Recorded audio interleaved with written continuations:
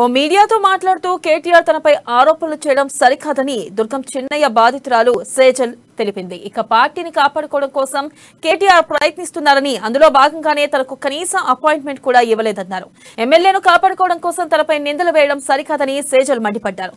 ఒకవేళ తాను తప్పు చేస్తే ఏ శిక్షకైనా సిద్ధమని, ఎమ్మెల్యేది తప్పని తేలితే చట్టపరంగా శిక్షిస్తారా అంటూ సేజల్ ప్రశ్నించారు.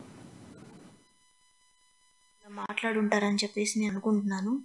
అయితే గౌరవనీయులు కేటీఆర్ గారు ఇందాక ఒక మీడియా ఛానల్తో మాట్లాడడం జరిగింది.